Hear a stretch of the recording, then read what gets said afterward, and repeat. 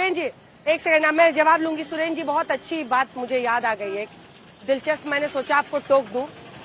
मतलब हमारे शो पर जब हम अभी हाल का सर्वे दिखा रहे थे, जो हमारा सालाना बाई एनुअली हम करते हैं 2 बार साल में सर्वे दिखा रहे थे इंडिया टुडे सी वोटर का, मतलब आलोक शर्मा ने क्या नहीं कहा, मतलब अपशब्द भी कहे सर्वेयर को, और फिर उसी सर्वे का डेटा निकालकर आप लोगों ने कास्ट सेंसस के लिए इस्तेमाल कर लिया। तो धन्य है आप लोग। लेकिन सवाल यह है कि हर संस्था पर जो पत्थर फेंकने की आपकी स्ट्रैटेजी थी, आपको नहीं लगता है कि उसको जनता ने नहीं साथ दिया? लेकिन हाँ, बेरोजगारी जैसे मुद्दे, महंगाई जैसे मुद्दे जो आपने उठाए, उसकी वजह से युवा वोटर्स आपकी तरफ आए। सुरेन जी, इसके बाद मैं अजय आलोक जी जवाब लूंगी। अंजना जी मैं आपको 3-4 चीजें कहता हूं। पहली चीज, बहुत स्पष्ट रूप से अपशब्दों का किसी भी चैनल पर या किसी भी उसमें स्वस्थ लोकतांत्रिक बहस में कोई स्थान नहीं है, नंबर 1। नंबर 2, मैं आपको कहता हूं मुझसे आपकी असहमति होने का पूरा अधिकार है और मैं असहमत हूं आपसे, पूरी तरीके से असहमत हूं, तो लेकिन ये मेरा अधिकार है, एक बात। दूसरी बात, अगर आप ये कह दें कि साहब संविधान को नकार दिया है, संविधान बचाने की मुहिम को नकार दिया, तो आज की डेट में आपको सुनकर के भी अच्छा लगेगा और आप स्वयं कई बार बहस भी कर चुकी है। आज की डेट में ब्रॉडकास्टिंग बिल ला पाए ये लोग? अगर ये संविधान की ताकत ही तो है, राहुल गांधी जी की और इंडिया गठबंधन की ताकत ही तो है कि ये ब्रॉडकास्टिंग बिल भी नहीं ला पाए, ये लोग वक्फ बिल भी नहीं ला पाए, 45 लेटरल एंट्री भी इन लोगों को वापस लेनी पड़ी। आज की डेट में इन्हें हरियाणा का चुनाव टालने के लिए गुजारिश करनी पड़ रही है, इनके पास 44 जो लिस्ट थी वो इनको वापस लेनी पड़ी। ऐसे में आपको 1000 चीजों के उदाहरण दे देता हूं। उत्तर प्रदेश में इन्होंने नजूल एक्ट इनको वापस लेना पड़ा। ये अगर आपको संविधान की ताकत या संविधान बचाने की लड़ाई की ताकत नहीं दिखती है, तो ये आपकी दृष्टि दोष हो सकती है, इसका इलाज मैं तो नहीं कर सकता। आप अपने यहाँ पर आप एक एनलाइटेंड महिला हैं, आप स्वयं देख सकती हैं। एक सवाल, दूसरी बात, अभी इन्होंने युवाओं की, सुरेन जी एक पॉइंटेड सवाल आपसे पूछ रही हूँ, एक सेकंड, एक पॉइंटेड सवाल है, चूंकि आपने सीधा मुझे भी बहस में आप ले आए।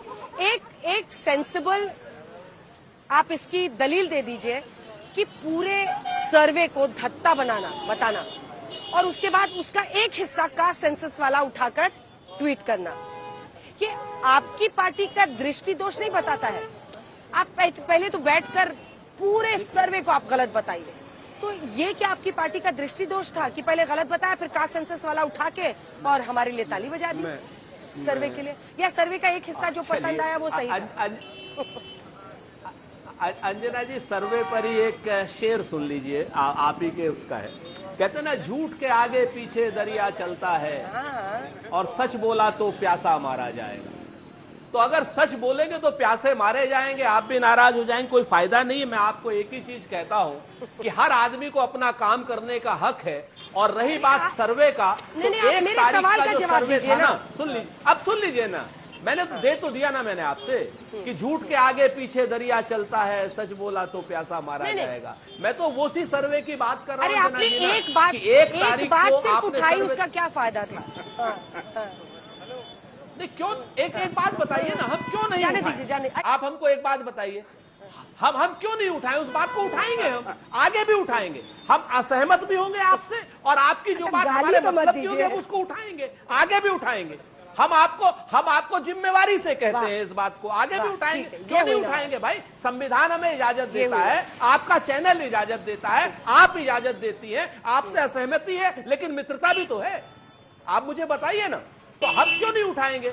आप उस असहमति का सम्मान आपको करना पड़ेगा। अजय भाई नहीं करते, न करें, इनकी पार्टी नहीं करती है, नहीं करें। लेकिन हाँ, अभी अजय भाई ने जो बड़ी महत्वपूर्ण बात कही, मैं उसकी बात कर रहा हूं। इन्होंने कहा साहब की युवाओं की ताकत, फलाने की ताकत। अरे अजय भाई, बूढ़ी पार्टी हो गई आपकी, वृद्ध बुद्धि है आपके यहाँ पर। हमारे यहाँ को तो आपने जो बुद्धि कहना था कहा।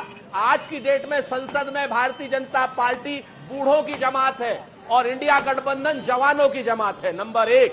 नंबर 2, मैं अपनी अनुपमा बहन से कहना चाहता हूं, अनुपमा जी चिंता मत कीजिए, आप जाति जनगणना पर हमारे साथ हैं या नहीं है, पॉइंटेड जवाब दीजिए। आप बताइए लेटरल एंट्री पर हमारे साथ हैं या नहीं है, पॉइंटेड जवाब दीजिए। अगर आप ठीक है। आरक्षण पर हमारे साथ हैं या नहीं है, पॉइंट हम अंत की तरफ बढ़ रहे हैं। अगर ये तीनों चीज नहीं हो रही है तो भारतीय जनता पार्टी ठीक है, अनुप्रिया जी, कहीं ना जवाब कहीं दीजिए। संविधान को खतरे में ला रही है और कल की डेट में आप भी उस पाप की भागी बनेंगी। याद रखिएगा हमारी बात। अंजना जी, ठीक है, ठीक है। अनुप्रिया अंजना जी, जी, जल्दी से एक युवाओं जवाब, की- जल्दी से एक जवाब। अंजना जी, युवाओं का महागठबंधन जो संसद में आदरणीय प्रधानमंत्री जब बोल रहे होते हैं बॉयकॉट करके चले जाते हैं। ऐसा युवा और ऐसे युवा के नेतृत्व में चल रही महागठबंधन जहां पे संसद में चर्चा में शामिल होना इनकी प्राथमिकता नहीं कल आ होती है। जाइएगा मुझे भाई लगता आप है कि हमारे ऐसा साथ, फिर नहीं नहीं आपको अरे सुन लीजिए, आप बार बार हमारी चिंता ना करें। चिंता मुझे लगता है कि आपको ज्यादा कांग्रेस की करने की जरूरत है। आपने पूछा जाति रहित गणना की बात आप कर रहे हैं, क्यों नहीं करा लेते हैं? आपकी कई राज्यों में सरकार है सुरेंद्र जी, वहां क्यों आप मुंह में ताला बंद करके बैठे हुए हैं? वहां आपका सरकार नहीं चल रहा है। आज जब माननीय मुख्यमंत्री नीतीश कुमार जी ने नहीं माननीय मुख्यमंत्री जी के आप जातीय जनगणना में और जातीय सर्वे में अंतर जानिए। अगर आपको अंतर नहीं पता तो राष्ट्रीय चैनल पर इस तरीके से मत बोलिए। बिल्कुल, अब सुन लीजिए मेरी बातों को। मैं जातीय जनगणना और जातीय सर्वे में अंतर जानिए। 2011 में 2011 अंतर जानिए पहले। जाति, अरे सुन लीजिए, मैं अंतर जान रही हूँ, मैं बता रही हूँ कि हमारे यहाँ गणना हुई है। अरे जान रही होती तो ऐसी बात करती हमारे आप। यहाँ तो सुन तो लीजिए पहले। और हमने ये हिम्मत थी क्या कि बतिया रही हमने हैं आप? आपको खुद ही नहीं अच्छा, पता टोका क्या टोकी बतिया नहीं, हमने सुरेन जी पूरा कर लेने रिपोर्ट भी दीजिए। पब्लिश अरे राजपूत जी, हमने सुरेन जी, रिपोर्ट भी पब्लिश सुरेन किया, जी। हमने रिपोर्ट भी पब्लिश किया और उसके बाद में हमने जाति रहित गणना के बाद में आरक्षण की सीमाओं को भी बढ़ाया। देखिए, आप में वो हिम्मत नहीं था कि आपने जाति रहित गणना कराया और कहा कि हम रिपोर्ट पब्लिश नहीं कर सकते हैं। भाई क्यों नहीं कर सकते हैं? और जहां आपकी सरकार है वहां क्यों नहीं करा रहे हैं? ये ढोंग रचना बंद कीजिए। और रहा कि आपके ही नेता ने माफी भी मांगा कि हमारी कांग्रेस की जो पिछली चली आ रही पद्धति थी, जहां पे हमने जातीय आधारित गणना का सपोर्ट नहीं किया, जहां पे हमने महिला आरक्षण में कोटा की बात नहीं की, तो आप तो जनहित की बात ना करते हुए आप सीधे आप वैसी पार्टी हैं जहां परिवार को सत्ता दिलाने की बात करते हैं।